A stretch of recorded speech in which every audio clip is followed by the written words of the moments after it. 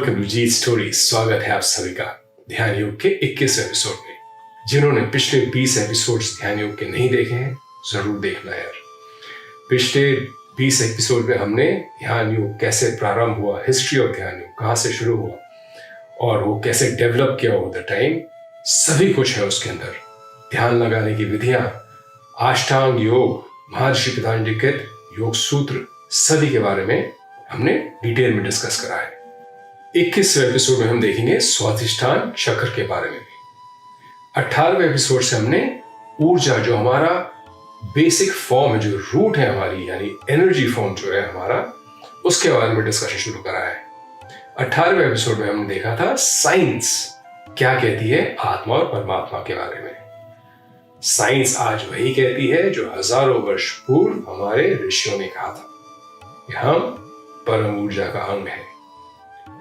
उसके बाद हमने 2 एपिसोड करे पहले चक्र पे, यानी मूलाधार चक्र के ऊपर। आज हम देखेंगे स्वाधिष्ठान चक्र, चक्र नंबर 2।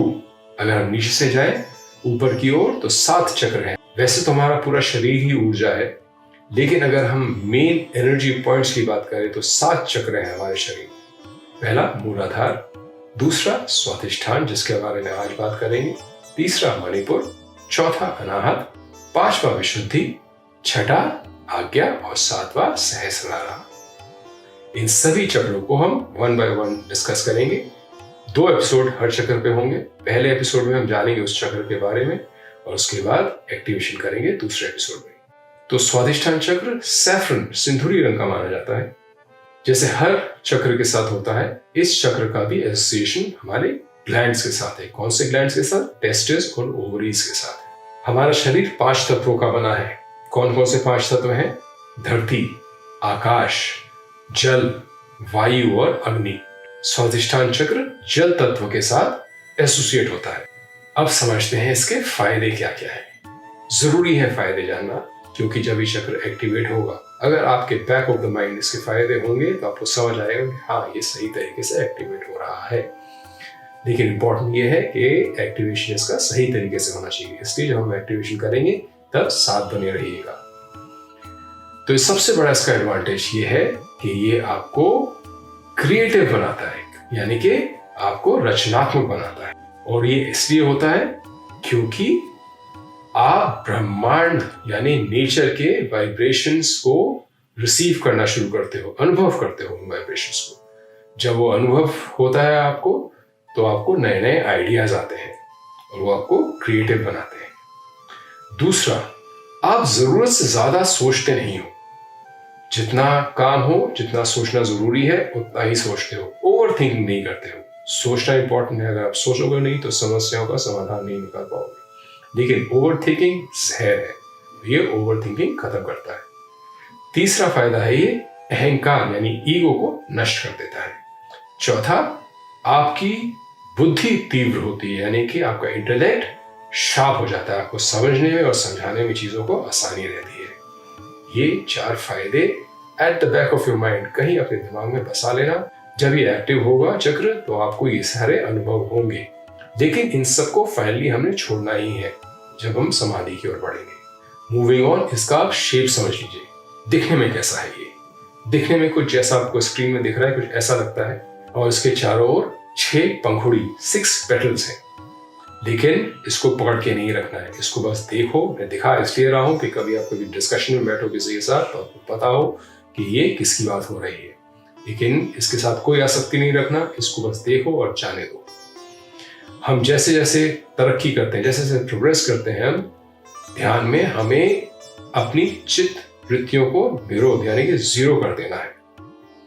इसलिए जितने कम थॉट्स लेके चलो उतना अच्छा है। अच्छा, एक बड़ी मजेदार चीज मैं बताता हूँ आपको। कई वीडियोस में मैंने देखा है कि लोग कह रहे हैं, बड़े बड़े बाबा लोग कह रहे हैं कि भाई जब हमारा ये चक्र जागृत हुआ था तो हमें जल का अनुभव हुआ, नदियां बहती हुई लगी, जल के स्रोत का अनुभव हुआ। सब बकवास है। आप ऊर्जा को जागृत कर रहे हो। आपका दिमाग ऐसे अगर भागेगा तो आप कभी अपनी सेंसेस को अंदर कर ही नहीं पाओगे। सिर्फ आपको ऊर्जा फील करनी है, एनर्जी फील करनी है अपने उस पॉइंट पे और पूरे शरीर में। ठीक है, तो ये सब जो भी कहता है सब ढकोसलेबाजी है, सब आपको गलत दिशा की ओर लेके जाएंगे। सिर्फ ऊर्जा है, ऊर्जा का कोई शेप साइज नहीं होता। Energy can take any shape any size that your mind wants it to. लेकिन हमें क्या करना है, हमें से कोई शेप कोई साइज नहीं देना, बैगेज कैरी ही नहीं करना है हमको। अगली चीज जो आपको जाननी आवश्यक है वो है इसकी लोकेशन। इसका लोकेशन है बेस ऑफ द स्पाइन, रीढ़ का आधार, जिसे कि सैक्रम भी कहा जाता है, जो आपके स्क्रीन पर भी दिख रहा है आपको। ये एक त्रिकोण शेप का होता है, जहां आपकी रीढ़ की हड्डी खत्म होती है, वहां वे बोन्स फ्यूज हो जाती हैं, कुछ बोन्स मिल जाती हैं दूसरे से, तो वो ये शेप ले लेती है। यही रीजन है इस एनर्जी पॉइंट का, यानी कि स्वाधिष्ठान चक्र। मैं उम्मीद करता हूं आपको एग्जैक्ट पोजीशन समझ आ गई होगी। अगली और अति आवश्यक चीज है इसकी ध्वनि। इसकी ध्वनि है ओम।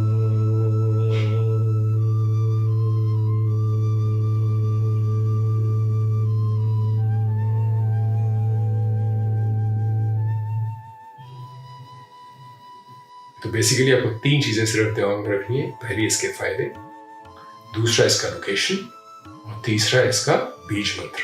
अब जब हम नेक्स्ट एपिसोड में इस पॉइंट पे ध्यान लगाएंगे तो आपको लोकेशन क्लियर होनी चाहिए और इसका बीज मंत्र का प्रोनाउंसिएशन। मैं फिर से एक बार प्रोनाउंसिएशन करके दिखा रहा हूं, आप एक बार इसको प्रैक्टिस जरूर करना। ओम।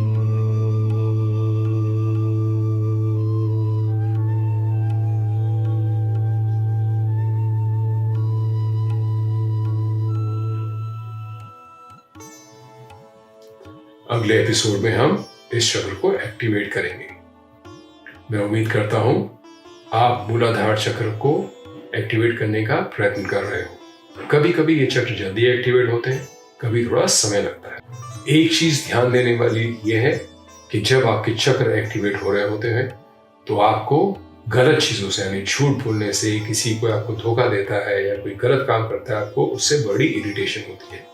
लेकिन इस समय आपको अपना टेम्परामेंट बिल्कुल कंट्रोल पे रखना है। पूरा परमात्मा में भरोसा रखो और जैसे जैसे मैं आपको दिशा देता रहूं वैसे ही करते रहना, सब बहुत अच्छा होगा। नेक्स्ट फ्राइडे मिलेंगे हम इसके एक्टिवेशन के साथ। शॉर्ट वीडियोस रख रहा हूं ताकि आप लोग पूरा वीडियो तो देखो कम से कम। मिलते हैं नेक्स्ट फ्राइडे। जय हो, नमस्कार।